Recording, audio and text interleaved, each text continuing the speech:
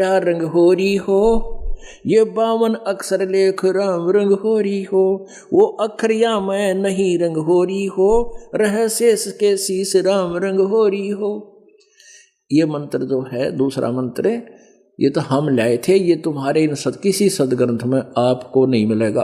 और ऐसा ही है, यो कागज कलम कलेश है रंग होरी हो, शाही का नहीं काम राम रंग होरी हो, देही माहे विदेह है रंग होरी हो, बिन ही रसना रटर नाम राम रंग होरी हो। बिन रसना, बिना जीव के, श्वास उश्वास से।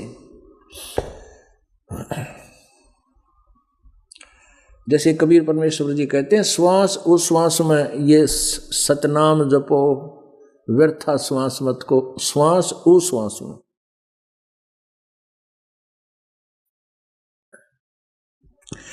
तारंग मंत्र लीजिए रंग होरी हो, तारंग मंत्र यानी जो पार करने वाला मंत्र है वो लीजिए। कौन सा है वो स्पष्ट भी करते हैं। तारंग मंत्र लीजिए रंग होरी हो, ओहम ओम सोहम नाद राम रंग होरी हो, सुकृत नाम उचार है रंग होरी हो, लीला अगम अगाध राम रंग होरी हो।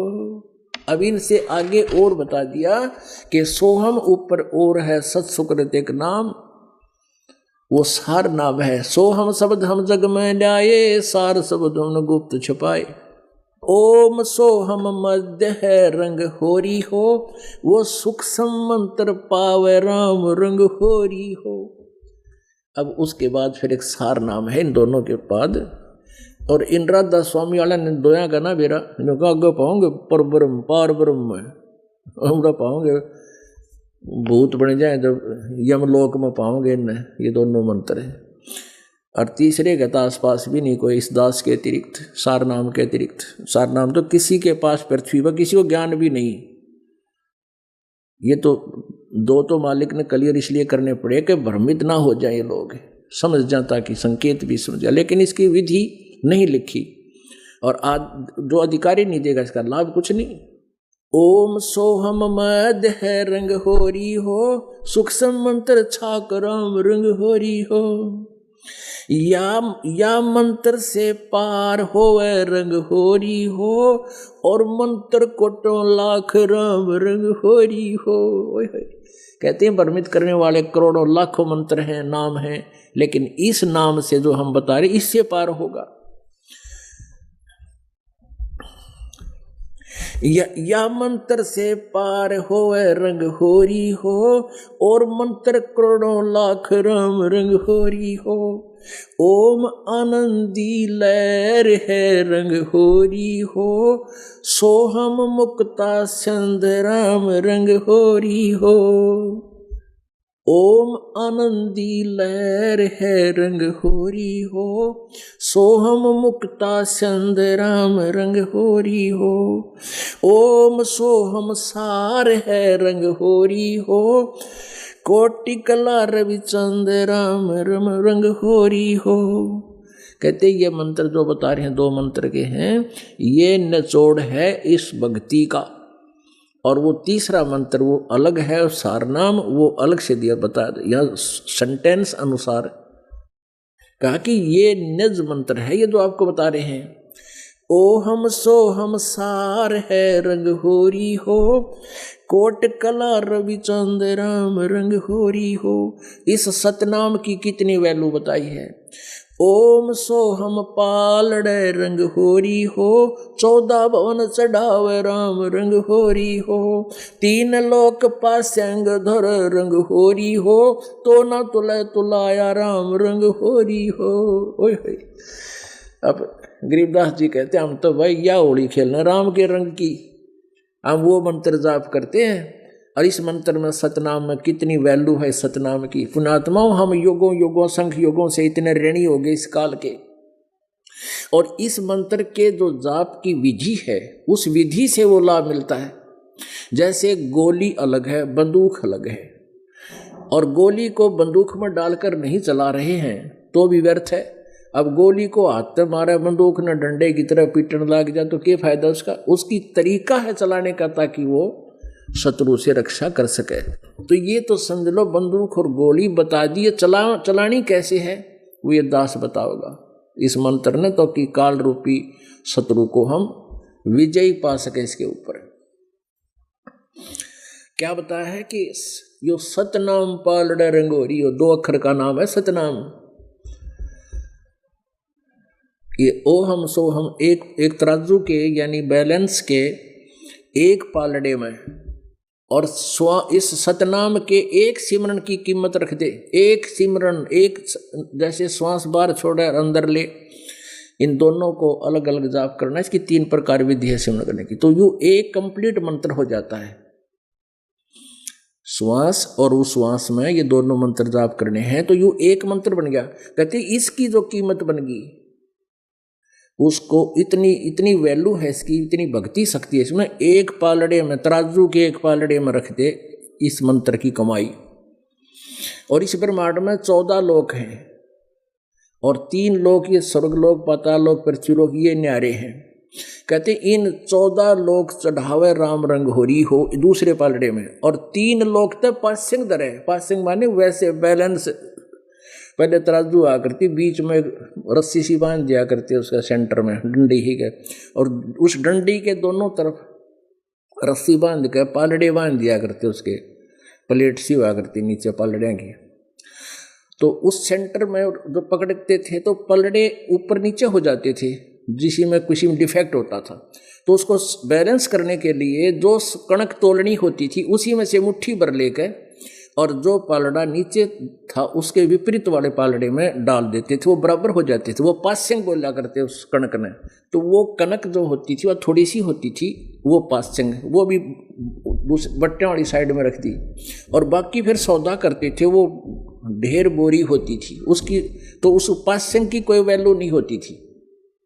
तो क्या बताते हैं कि तुम तो छोटा सा सरपंच बन गए गांव का, छाती पीटते अंडो, एमएलए बन जाओ तो धरती पर पाना टेको, मंत्री मुख्यमंत्री प्रधानमंत्री बन जाओ तो धरती तोल दो। कहते हैं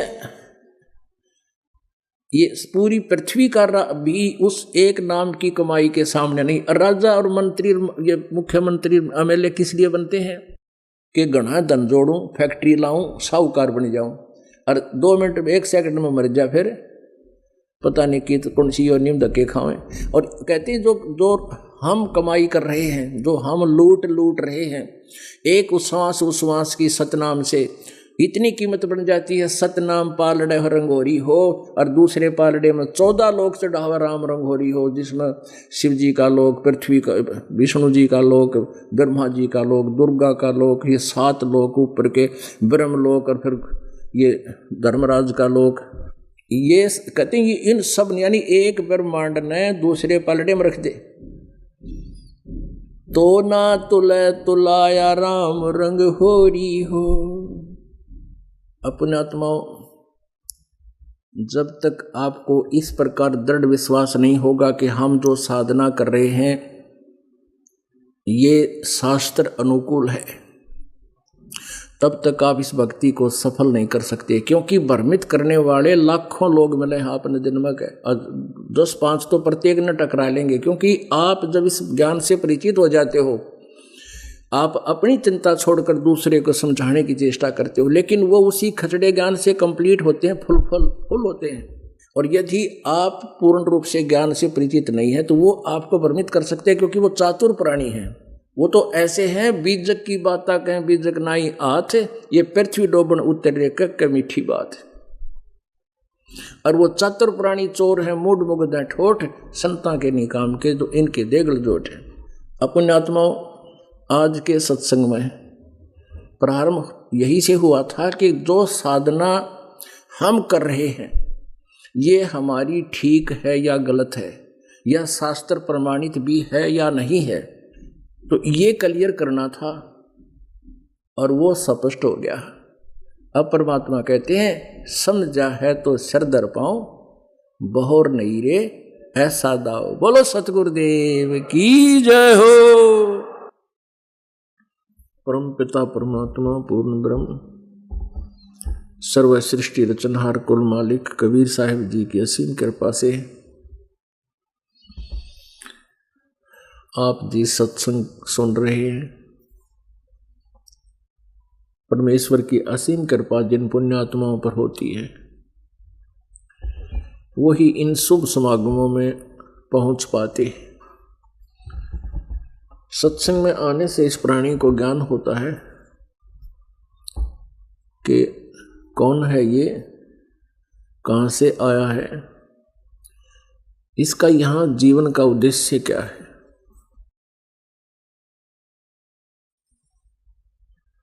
जब तक इस प्राणी को सत्संग नहीं मिलता तब तक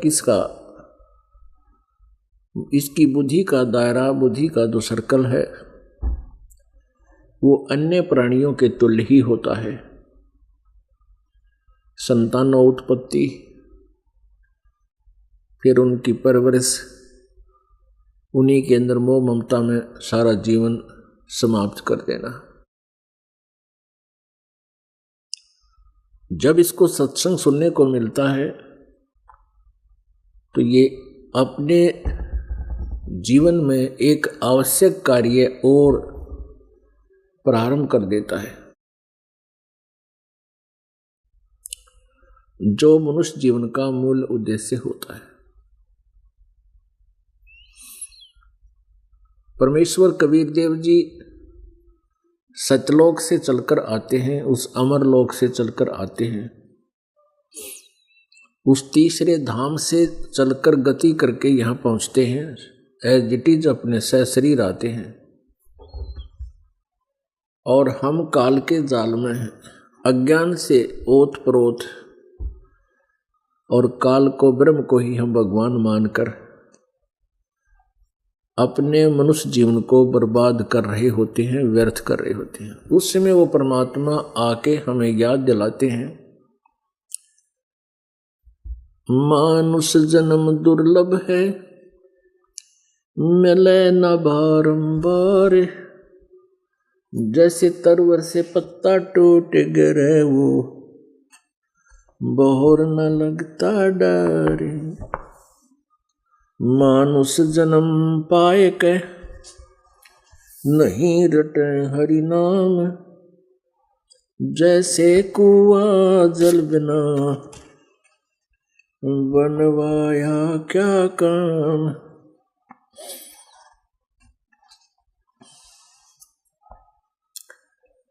कबीर 5 पैर धंधे गया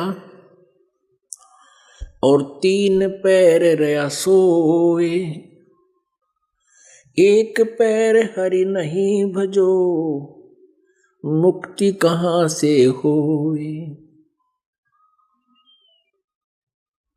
8 पहर होते हैं एक दिन रात के अंदर, 24 घंटे। एक पहर 3 घंटे का होता है। तो परमात्मा बताते हैं कि 5 पहर धंधे गया, यानी 15 घंटे तो धंधे में खोता है ये प्राणी, और 3 पैर गया 9 घंटे सोने में बर्बाद कर देता है। और फिर कहते हैं एक पैर हरि ना भजो,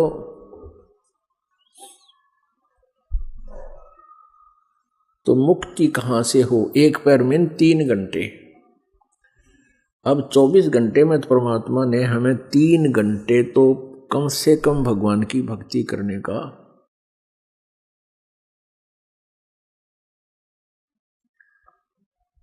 धूमधाम में दिन गया और सोचत होगी सांझ, एक घड़ी हरि ना भजा तेरी जननी जन भई बांझो। रात गवाई सोए कर दिवस गवाया खाए, हीरा जन्म अनमोल है ये कौड़ी बदले जाए। आज काल के 5 दिन तेरा जंगल होगा बासे, ऊपर ऊपर हल फिर ढोर चुरेंगे घास। आड़ जले जो लाकड़ी और केस जले जो घास, सब जग जलता देख कर भया कबीर उदास। मरोगे मर जाओगे कोई न लेगा नाम, उजड़ जा बसाओगे ये छाड़ बस्ती गाम।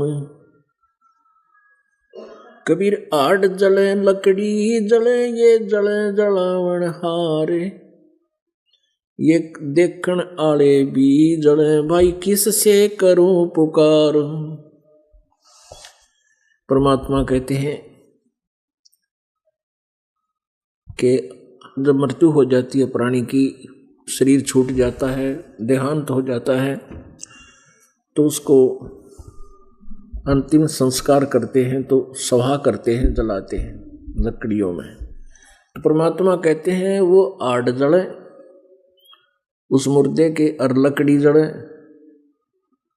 और एक दिन जो जलाने गए थे, उनको अंतिम संस्कार करने गए हैं, वह भी जलेंगे उड़े उसी में, उसमें वो भी जलेंगे। कबीर साहब कहते हैं हाड़ जले लकड़ी जले और जले जलाने हार, और देखण आले भी जले। अब किस तरह करूं पुकार, जो इस दुख से हमें बचा दे, जन्म और मृत्यु के दुख से जो ऐसा बचा दे, वो कोई भी ना दिखता। पुण्यात्माओं, परमेश्वर कबीर देव जी ने आकर हम निकम्मी आत्माओं पर एक विशेष उपकार किया है कि उन्होंने हमें इस जन्म मृत्यु के रोग की एक औषधि दे दी, और जो उस औषध को खावे, कहते औषध खावे पत्थर है,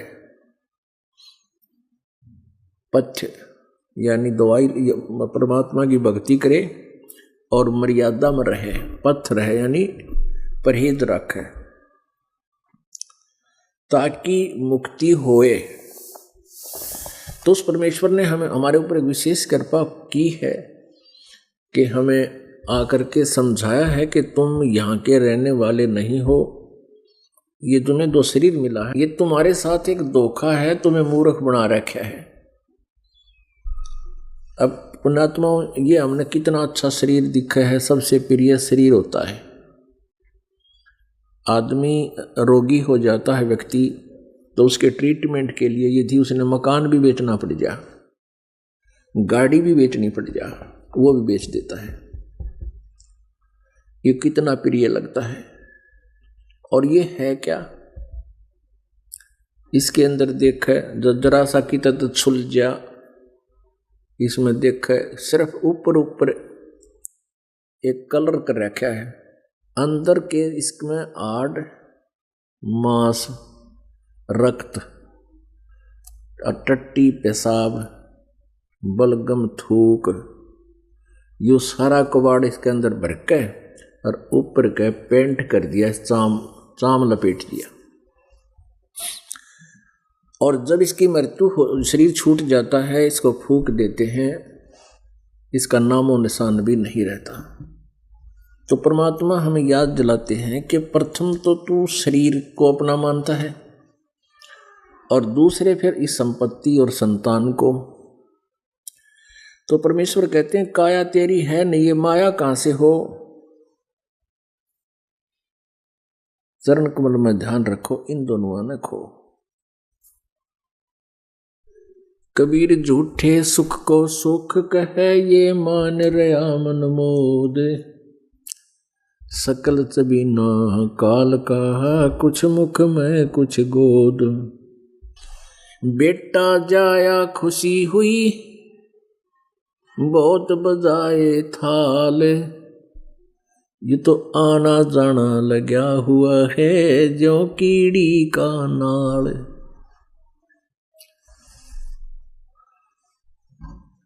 पतझड़ आवत देख कर ये बन रोवे मन माही, ऊंची टहनी ही पात थे वो पीले हो जाही।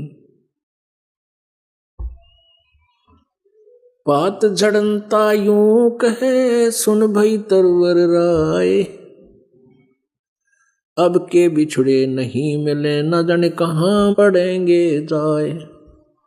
तरवर कहता पात से सुनो पात एक बात, यहाँ की यह रीति है एक आवत एक जात। परमेश्वर कबीर देव जी, हम काल के जाल में भ्रमित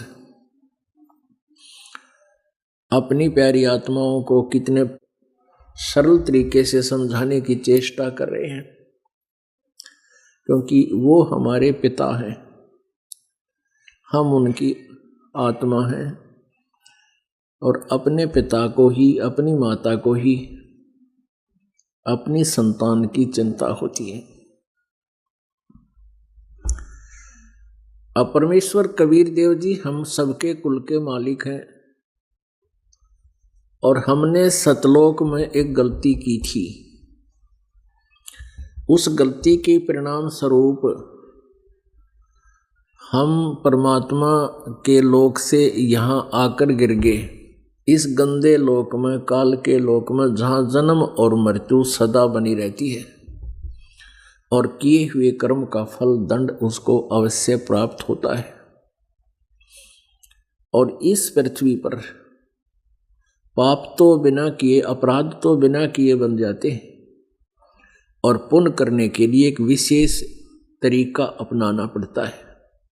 उसमें धन भी लगाना पड़ता है, समय भी लगता है, तब जाकर के कुछ पुण्य होते हैं। जैसे खेत में, किसान के खेत में घास फूस अड़ंगा जो किसी काम का को नहीं, वो तो अपने आप उग जाता है और ऐसा भर जाता है, खेत में फंस जाते हैं झाड़ बोझड़े कैर किकर, तो उसमें कुछ भी करना नहीं पड़ा, वो आप भर गया अड़ंगे थे। और यदि उसमें कोई कणक बीजनी पड़े, गेहूं बीजना पड़े, गेहूं प्राप्त करने के लिए पहले 5-6 बार तो उसको हल से जोतना पड़ेगा, बाना पड़ेगा, संवारना पड़ेगा और फिर उसके अंदर बीज जब बावे संवारे उसमें टाइम लगे और पैसे लगे, फिर उसमें बीज डाले उसमें पैसे लगे, फिर खाद डाले उसमें पैसे लगे, धन लगे, और सिंचाई करे उसमें धन लगे, और शारीरिक प्रयत्न मेहनत मजदूरी अलग से लगे, और तब जाकर के कुछ वो वस्तु चाहिए थी जो हमें हमारा जीवन दाता अन्न हमें प्राप्त हो। ठीक इसी प्रकार इस काल के लोक में पाप तक अपने आप हो जाते हैं। मन में सोच सोच कर भी जो पाप इकट्ठे कर लेता है, किसी का बुरा सोचता है, किसी को कुछ नजर से देखता है, और फिर पृथ्वी ऊपर पगजो धारे, करोड़ जीव एक दिन में मारे पृथ्वी पर, क्योंकि काम करे बिना रह नहीं सकता, शरीर ही दे दिया, इसमें कि मैं डालेंगे ईंधन तो ये चलेगा, नहीं तो ये चले नहीं, तो उस टुकड़े के लिए फिर मेहनत करनी पड़ती है, और मेहनत करनी पड़े तो पाप भी होंगे। जैसे मजदूर है कस्सी से खोदेगा, निरे कीड़े मकोड़े की हत्या हो जाती है। किसान है हल बाता है, एक अड़ाई में, एक अड़ाई 20 फुट बाई 200 फुट ला लो, उसमें 1000 कसाइयों जितना पाप आड़ी को लग जाता है। एक अलाई और सेंस कसाई, 1000 कसाइयों जितना पाप उसको लगता है। तो वो आड़ी के मजदूर के बैड अकाउंट में लिख दिए जाते हैं, पापों वाले संचित कर्मों में लिख दिए जाते हैं। और पुण्य करने से बनते हैं। जैसे आप पोचा मारते हैं, जैसे खाना बनाते हैं, चूल्हा लीपते हैं, आसपास का स्थान भी लीपया करते हैं, अब उसमें पोचा मार देते हैं, सब सीमेंटेड फर्श फ्लोर हो गए, पोचा मारे फिनाइल मारे, तो उसमें ना जाने कितने जीव मरते हैं। स्नान करें उसमें रोटी बनाओ उसमें जीव मरे, जल के अंदर जीव स्नान करें तो जोड़ तालाब में जैसे पहले ज्यादा स्नान करा करते उसमें जीव मरे, और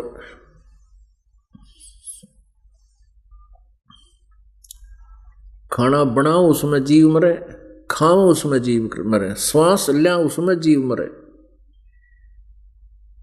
तो ये पाप तय अपने आप हो रहे हैं, अर्पण करने पड़ेंगे। जैसे आप जी कर रहे हो, समय भी निकालते हो, धन भी व्यय कर रहे हो, और सुमरण भी कर रहे हो, स्मरण भी कर रहे हो, मंत्र जाप भी कर रहे हो। तो इस तरह तो पुण्य बने, और पाप बने बिना बनाए अपने आप इकट्ठे हो जाते हैं। अपुण्यात्मा जब तक हम पूर्ण परमेश्वर पाप नाशक कबीर देव जी की भक्ति साधना परम संपूर्ण संत से लेकर नहीं करते, अन्य जो हम जाप करते हैं, अन्य आन उपासना में जो मंत्र जाप करते हैं या कोई भी करते हैं, साधना करते हैं, उससे पाप नाश नहीं होते। यदि ब्रह्म तक की साधना ओम नाम से भी करते हैं, उससे भी पाप नाश नहीं होते। जैसे कर्म करोगे वैसा ही फल मिलेगा, अर्थात पुण्य अलग से लिखे जाते हैं, पाप अलग से। पुण्यात्माओं, जैसे हम प्रतिदिन कमीज पहनते हैं, कुर्ता पहनते हैं, कपड़े पहनते हैं, तो इनको रोजाना मैल लगता है, स्वाभाविक है, अवश्य मैल लगेगा। और उनको धो ले, साबुन हो, पानी हो, जल हो, साबुन और जल से योग से उनको स्वच्छ डेली कर ले तो उज्जवल बने रहते हैं। तो हम प्रतिदिन जो काम करते हैं वो काम तो करने ही पड़ेंगे। पोचा भी लगाना पड़ेगा, हल भी चलाना पड़ेगा, मजदूरी भी करनी पड़ेगी, नहाना धोना भी पड़ेगा, खाना भी बनाना और खाना भी पड़ेगा, श्वास भी लेना भी पड़ेगा। तो पाप भी इकट्ठे होंगे। उनका एक विकल्प है, उनका अल्टरनेट है, समाधान भी है कि हम भगवान पूर्ण परमात्मा की सत्य पुरुष की साधना करें, पूर्ण संत से उपदेश प्राप्त करके। उससे क्या होगा कि डेली होने वाले पाप, कहते इच्छा कर मारे नहीं बिन इच्छा मर जा, कह कबीर दास का पाप नहीं लगे। अब जैसे हम अपना मजदूरी करने गए हैं तो हमारी इच्छा वहां जीवन सा करनी नहीं है, अपने पेट के लिए गुजारा, अपना रोजी रोटी के लिए करना पड़ेगा। ऐसे किसान हल जो बा रहा, उसका उद्देश्य वहां जीव मारना नहीं होता, लेकिन अपने परिवार पोषण के लिए उसने वो करना ही पड़ेगा। ये कर्तव्य कर्म है। तो फिर हमने क्या करना चाहिए कि साथ में भक्ति करते रहेंगे तो ये प्रतिदिन होने वाले हमारे दिनचर्या के अंदर जो पाप होते हैं वो डेली साफ होते रहेंगे। बात रही प्रारब्ध और संचित कर्मों की, उनका विनाश इन्हीं से होगा।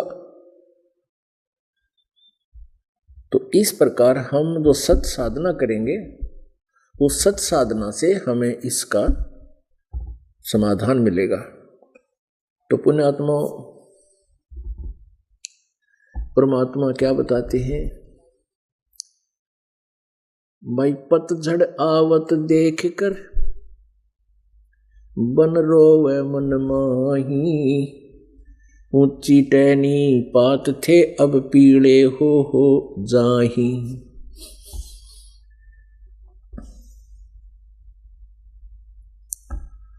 अब परमात्मा उदाहरण देते हैं, जैसे वन में, जंगल में पेड़ होते हैं, पीपल का पेड़ है, सतूत के पेड़ हैं। परमात्मा बता रहे हैं कि उनके ऊपर इसे बढ़िया पत्ते लगे हुए थे और फड़फड़ाया करते थे जब हवा चलती थी। आज वो पीले होकर बसंत ऋतु में, पतझड़ में, वो पत्ते टूट टूट के पीले होकर जमीन पर गिर रहे हैं। कोई गंदी नाली में गिर रहा है, कोई पशु पक्षियों के पैरों तले कुचला जा रहा है। तो परमात्मा हमें याद दिलाते हैं, जैसे कहते पात जड़नता यूं कहे, सुन भई तरवर राय, अब के बिछुड़े नहीं मिले, ना जाने कहाँ गिराएंगे जाए। जैसे कोई परिवार का सदस्य और उसको ये पता लग जाए कि तेरी मृत्यु निश्चित है, तेरा रोग ला इलाज हो गया है, तो फिर वो कहता है भगवान ना जाने कहाँ जाना होगा, कहाँ गिरना हो, कहाँ पड़ेंगे, कहाँ जन्म होगा, क्या होगा। और फिर उसकी सांत्वना दिलाने के लिए बहुत से समझदार व्यक्ति उसके पास बैठ जाते हैं। वो कहते हैं भाई मृत्यु तो सब की होगी, एक दिन सब नहीं मरना है, कोई 2 दिन पहले मर जाए, कोई 2 दिन पीछे, तू चिंता छोड़ और अपना मालिक की रजा में राजी रहे। तो इसी प्रकार परमात्मा समझा रहे हैं, जैसे पात झड़ता हुआ, पत्ता झड़ता हुआ ऊपर से गिरता हुआ टूट कर जब गिरता है, वो कह रहा है कि हे तरवर राय, हे वृक्ष साहब, अब ना जाने कहाँ गिरूंगा जाए। अब वो तरवर उसको समझा रहा है, सांत्वना दे रहा है। तरवर कहता पात से, सुनो पात एक बात, यहाँ की यह रीति है, एक आवत एक जात। ओह, जैसे पतझड़ में पहले वाले पत्ते सभी पीले होकर के वृक्ष से झड़ जाते हैं, नीचे गिर जाते हैं और तुरंत ही कोपल फूट आती है और नए पत्ते हफ्ते 10 दिन 15 दिन महीने में पूरे हो जाते हैं और फिर वो 1 वर्ष वो फड़फड़ कर लेंगे और फिर उनकी वही दशा होगी। अब जैसे दादाजी की टिकट कटन हो रही है और पोते पोती छोटे छोटे और फल फूल रहे हैं, और दादाजी भी कभी ऐसे ही बालक थे जैसे आज पोता पोती हैं, इसी प्रकार उन पोता पोती की भी दशा होगी। तो परमात्मा समझाना चाहते हैं कि तरवर कहता पात से, सुनो पात एक बात, और यहाँ की यह रीति है, एक आवे एक जात। अपने आत्मा यहाँ तो जन्म और मृत्यु का एक अटल सिद्धांत है।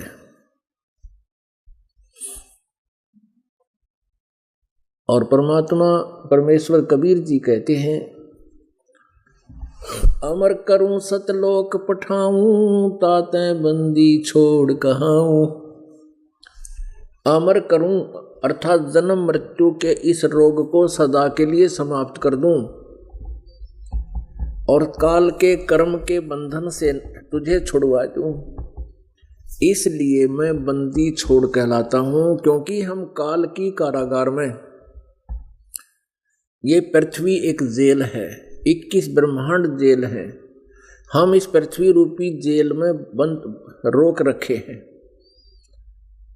और इसमें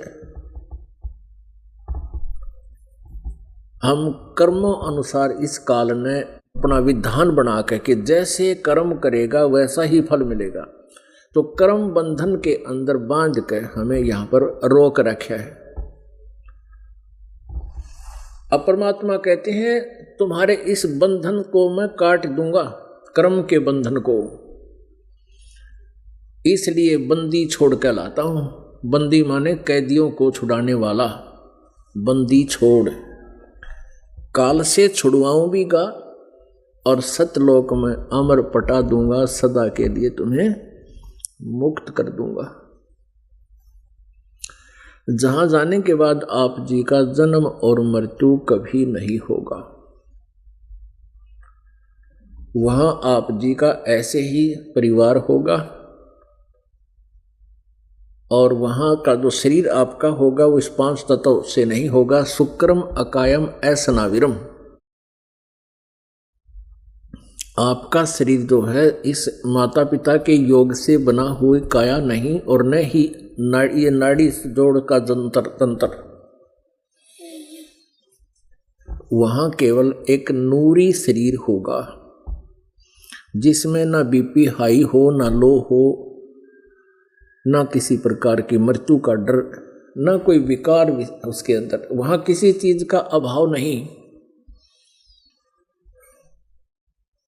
सदाबहार वृक्ष हैं, सदाबहार वहाँ पर दरिया बहते हैं, मीठे अमृत जल के सरोवर हैं, बहुत बड़े बड़े हमारे महल हैं जो जिनको हम छोड़ कर आए हैं, खाली पड़े हैं जो।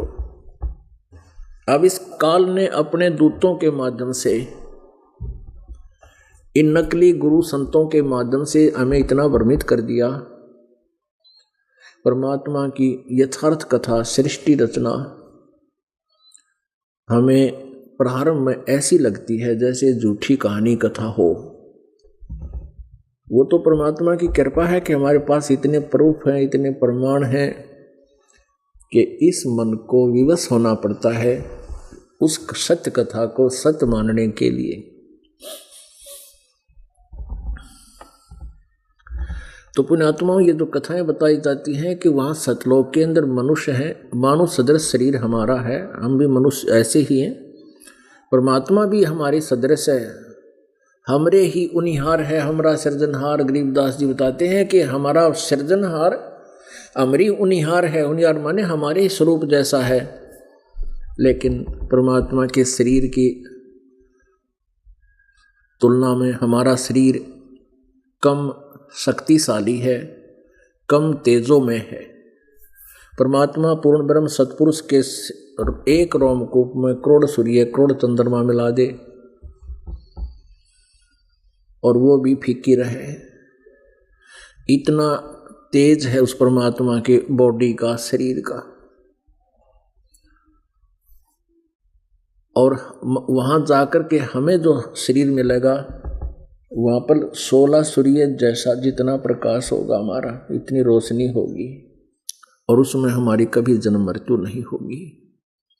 तो पुण्यात्माओं, ये तो एक डेफिनेट है कि यहाँ से तो हमने जाना पड़ेगा। चाहे हम आज कुछ भी सोच रहे हों कि आज नहीं मरेंगे, अभी नहीं मरेंगे, कदे तो मरेंगे। एक दिन तो वो आवेगा जिस दिन हमने जाना पड़ेगा, और उस जाने वाले दिन से पहले हमने क्या तैयारी करनी है उसको वो सत्संग में बताई जाती है। जैसे आज सुबह के सत्संग में आपको बताया था कि गीता ज्ञानदाता कहता है कि ये 8वें अध्याय के 5 और 7 श्लोक में कि यदि तू अंत समय में भी मेरे ही भाव में भावित रहेगा, मेरी ही साधना करता रहेगा, मेरे ही ज्ञान से तू जुड़ा रहेगा, तो मुझे ही प्राप्त होगा।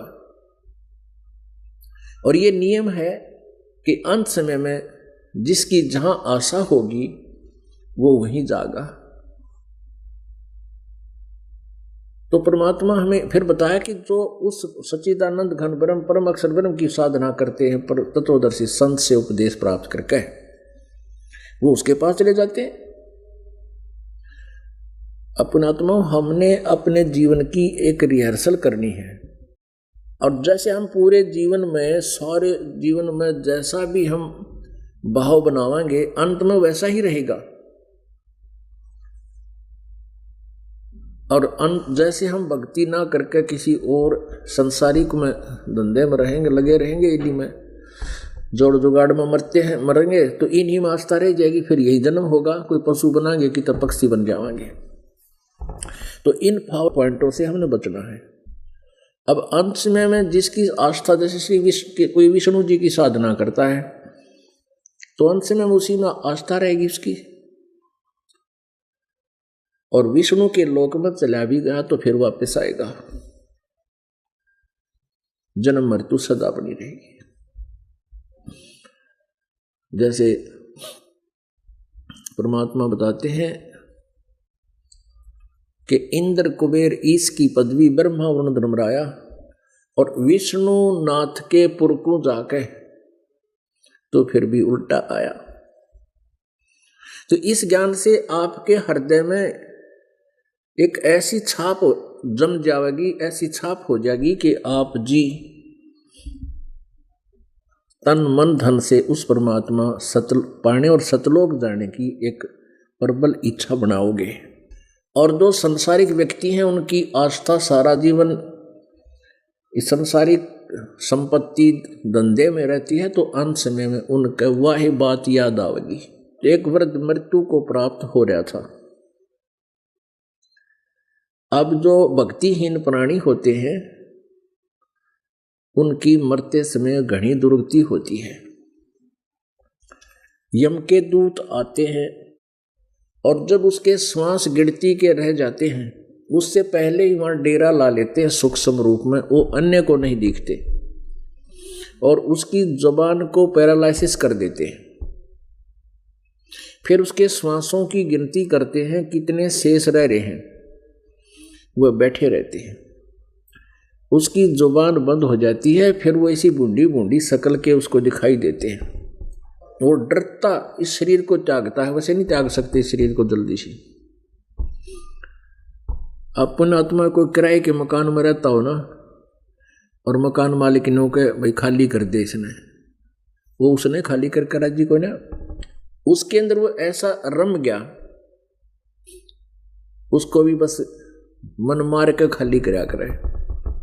और इस शरीर में हमारा 100 साल 60 70 80 वर्ष इसको के ऐसे खाली कर देंगे, इसको तो हम अपना मान रहे, जबकि ये भी किराए का है।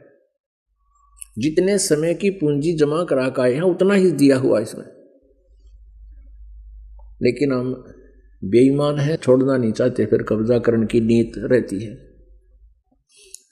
तो यम के दूत उसको दिखा के ऐसी भयंकर और उसका सीधे बाले ठोक के फिर डरता भागता छोड़ के इसको, और डरते की टट्टी और पेशाब निकल जाता है। एक तो मृत्यु ऐसे होती है भक्तिहीन प्राणी की। कबीर साहब कहते हैं आए हैं सो जाएंगे। कई कहते हैं क्या तुम भक्ति कर रहे हो तुम नहीं मरोगे, हम भी मरांगे, शरीर हमने भी छोड़ना होगा लेकिन हम फिर नहीं मरांगे कभी।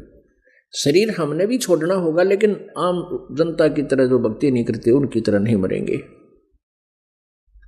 आए हैं सो जाएंगे ये राजा रंग फकीर, एक सिंहासन चढ़ चले एक बंधे जात जंजीर। एक तो भक्ति करने वाला प्राणी आदर सत्कार से भगवान उनको विमान में बैठा के ले जाएगा, वो भी मरे। अरे एक यम जो यम के दूत जैसे अपराधी को पुलिस बांध के ले जाया करे, हथकड़ी और बेड़ी तय ऐसे जकड़ कर ले जाए जाएंगे। तो इस मरने में कितना अंतर हो गया। तो एक बुढ़ा मृत्यु को प्राप्त हुआ था और यम के दूता ने उसकी जुबान को पैरालाइसिस कर दिया, और वो दिखते हैं कति एंड टाइम पर, पहले नहीं दिखते, पहले गुप्त रूप से कर जाते हैं। एंड मीन जैसे किसी के घंटे 2 घंटे का समय रह रहा हो, 3 घंटे का 4 घंटे का, उससे पहले आकर उसको जुबान बंद कर देते हैं कि कहीं यू कुछ बता ना दे हमारे बारे में, यम के दूतों के बारे में, तो जुबान पहले बंद कर देते हैं। तो बूढ़ा मरण लग गया तो घर वाले भी आसपास बैठ गए। अब वो वृद्ध कुछ ऐसी क्रिया कर रहा था, बोल नहीं पा रहा था, ऐसी कर रहा था। अब घर वाला ने सोचा पिताजी ने कहीं पर धन दबा रखा है और ये बताना चाहते हैं और बोल नहीं पा रहे। तो उनको पता था कि एक डॉक्टर है, वैद्य है, वो कुछ ऐसी जड़ी रखता है जो वह जड़ी इसकी मुंह में डाल देता है तो ये बोल पड़ता है। उस डॉक्टर के पास गए दौड़ के दूसरे गांव में, उसको लाए घोड़े पे बैठा के। उसने कहा भी 500 रुपये लूंगा, 500 रुपये, पहले 500 रुपये। जैसे भी 500 या 400 200 जैसे ठीक उन्होंने सोचा, वो दे दी उसकी फीस। वो डॉक्टर ने उसके मुख में वह दवाई औषधि डाल दी। औषधि डालते वो बच्चे बोले पिताजी जल्दी बताओ कहाँ धन दाब रखा है। और बूढ़ा बोला अरे तुम कित मर गए थे, यू देख गाय का बच्चा झाड़ू खा गया, नाश कर दिया 2.5 अन्ना की झाड़ू का। अन्यों कह के बूढ़ा मर गया, वो शरीर छूट गया। अब वो बालक हमारे माथे का हाथ, पिताजी या 2.5 अन्ना की झाड़ू हमने परसे में पड़ गई, 2.5 अन्ना की झाड़ू में 500 रुपये लाग गए हमारे। तो अब अंत समय में जिसकी जहां आस्था, बुढ़े की खास बीमारी हो देखा करे, देख बाल्टी कहाँ रखी है, लोटा यहाँ दरिया करे, देख फलानी चीज हो गया, फलाना यूं हो गया, क्योंकि राम नाम का उसने बेरा को ना और काम का पता नहीं। तो घर क्या गए सर में दर्द रखा करे बुढ़ा, तो इसीलिए पहले क्या बताया करते थे कि भाई 25 साल तक ब्रह्मचारी, 25 से 50 गृहस्थ जीवन और 50 से 75 बूढ़ा घर छोड़ जाए तो बढ़िया रहेगा। क्योंकि बच्चों ने जो भी मिलना है उनके संस्कार मिलेंगे, और चाहे पिताजी कितनी कोशिश कर ले उनको किस्मत से अधिक नहीं मिल सकता जब तक वो परमेश्वर कबीर जी की शरण में नहीं आवेंगे। और परमात्मा के विधान से हम परिचित ना होकर के एक दूसरे के सिर में दर्द बने रहे। और सत्संग में आने से फिर यह बात समझ में आती है, यदि ये सत्संग समझ में आ जाए फिर घर न रहो चाहे बाहर रहो, फिर कोई दिक्कत नहीं आएगी। बड़े बुजुर्ग का थोड़ा फर्ज तो बनता है बच्चों को अच्छी राय दे, अपना अनुभव बतावे, मानना या ना मानना उनको कंपेल नहीं करे। वो कंपेल करे है ना जब लड़ाई बढ़े है तो उनको कह दे भाई ऐसा कर लो बेटा, ऐसा कर लो। और उन बच्चा ने भी अगर अच्छा लगे तो पिता की आज्ञा का पालन अवश्य करना चाहिए। क्योंकि पहले पुराने समय में तो जैसे कोई किसान है तो उसके बेटा पोते सारे किसान का ही काम किया करते, तो उसमें तो उस बुजुर्ग का अनुभव बहुत कामयाब रहा करता था और सारे मान्या करते थे।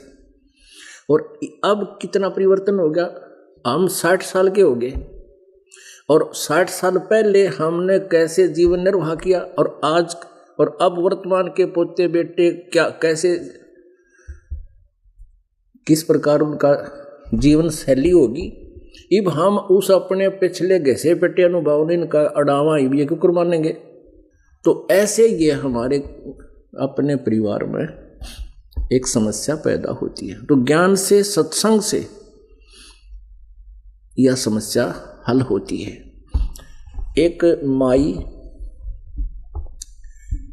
एक बुढ़िया घनी कलियारी थी और अपनी पुत्र वधू के नाक में दम रखा करती, छोटी छोटी बातों पे आप लड़ती, फिर उसका लड़का आ जाता उस पर पिटवाती, उसने फिर कहती देख इसी है ऐसे है फलान है, फिर वो झगड़ा करता। एक दिन परमात्मा की रजा हुई, उसको कोई सत्संग में जाने वाली एक बूढ़िया उसके घर चली गई और उसने देखी उनकी कलह, वो कलह देखी, उसने सोची यह बूढ़िया यदि सत्संग में जाने लग जा तो इनके घर की कलह मिट सके है। तो उसने उस बुढ़िया से कहा कि बहन ऐसे ऐसे गुरुजी वहाँ सत्संग करते हैं, वहाँ चला करो। अब तो वृद्धावस्था भी होगी, क्योंकि पहले एक फार्मूला बना रखा था, नो क्या करते भक्ति तो बुढ़ापे में कराएंगे, बुढ़ापे में तो जिए जाने का जिसी भक्ति करोगे, कदे दांत काम करे नहीं, आँख काम करे नहीं, कदे दांत दर्द करेंगे कढ़वाने की तो फिर नए चढ़वाने, आँख बनवानी, गोडे दुखें, सिर में दर्द, चक्कर आवे हैं, सारी शरीर कमज़ोर हो जा, 100 बीमारियां घर कर जाती हैं, खांसी खर्रा 100 प्रकार की बीमारी हो जाती। फिर भी उसी आधार से, लेकिन भक्ति तो कहते जितना जल्दी जिस उम्र में बच्चा बोलने लग जाए 2-2.5 वर्ष 3 वर्ष के बालक को उपदेश दिला देना चाहिए। अब ये फार्मूला है परमात्मा। ध्रुव ने 5 वर्ष की आयु में नाम ले लिया था, प्रहलाद ने 10 वर्ष की आयु में ही उपदेश ले लिया था, 10 से भी पहले ही बल्कि। तो इस प्रकार भक्ति करने, तो उस बुढ़िया ने कहा, अपनी उस थ्योरी के आधार से ही उसको समझाने की चेष्टा की। 1-2 दिन तक बुढ़िया मानी को नहीं, फिर कुछ दिन बार बार देकर चर्चा चलाने से तो वो कहने लगी चल आज देखा हूँ थारे सत्संग में। अब ये सत्संग के बिना ही प्राणी अपने उसी कुएं का मेंढक बना रहता है, घर से खेत में, घर से अपनी दुकान पर, फिर घर से कोई काम करता है मजदूरी उसमें, या अपनी नौकरी पर जाता है फिर आता है, सारा दिन उसको लू में जुड़ा रहे और उसी को फाइनल मान रहा होता है। और सत्संग में आने से इसको अलग संसार महसूस होता है। तो बुढ़िया चली गई, वहाँ सत्संग सुना, फिर तो वार तकरीबन जान लागी और पुण्यात्मा होती हैं उनका जल्दी असर हो जाता है, और ढीठ होती हैं वो तो बैठी रहेंगी और करना वो यार बोलना नहीं, सत्संग भी सुन जाएंगी। कहते हैं कोट वर्ष करे संगत संतों की, पत्थर का जल में के बीजे, चंदन बन में रंग ला दे पर बांस बिटम भी ना सींचे। अब क्या बता रहे हैं परमात्मा कि पत्थर को यदि जल में डाल दे और ते 100 वर्ष के बाद उसको निकाल कर ऐसे एक दूसरे से बिड़ा दे, नोए आग पटेगी, चिंगारियां निकलेंगी, उस पे उस शीतल पदार्थ का असर नहीं हुआ। जल ने पत्थर को शांत करना चाहिए था, पर पत्थर पर कोई प्रभाव पड़ा नहीं जल का।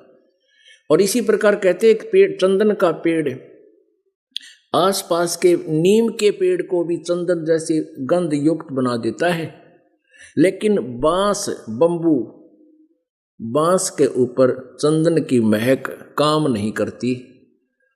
तो परमात्मा क्या बताते हैं, सत्संग के अंदर जो पत्थर जैसे प्राणी हैं उनका असर नहीं हुआ करता, जो बांस जैसे प्राणी हैं उनका इन बातों का प्रभाव नहीं होता सत्संग के वचनों का। कहते हैं कोट वर्ष करे संगत संतों की, सत्संग संत का, और जैसे पत्थर का जल में क्या बीजे, और चंदन बन में रंग ला दे पर बांस बिटम भी ना सींचे। चंदन बन में रंग लगा देता है, आसपास के सभी पेड़ों को अपने अपने जैसी महक युक्त बना देता है, लेकिन बांस बिटम्बी, वो बांस जो है डोंगी बिटम्बी, वो नहीं, उसका असर नहीं हो। तो ऐसे जो पुण्यात्मा होती हैं उनका तो तुरंत असर होता है, चाहे बुढ़ापे में ज्ञान समझ में आ जाओ, चाहे बालकपन में। जो पत्थर और बांस जैसे हैं उनका असर हुआ नहीं करता। तो वो पुण्यात्मा थी, वो ऐसी पुण्यात्मा थी कि उसका घर करगी वह सारी बातें। एक दिन उसकी पुत्र वधू ने भैंस का दूध निकाला, 5-6 किलो दूध था, और उसको ऊपर कड़ियों में एक कड़ा टांग दिया करे, गज सरिया नीचे मोड़ दिया ना, हुक बना के उसमें बाल्टी टांग देते थे, कुत्ते बिल्ली ना खराब करें दूध की।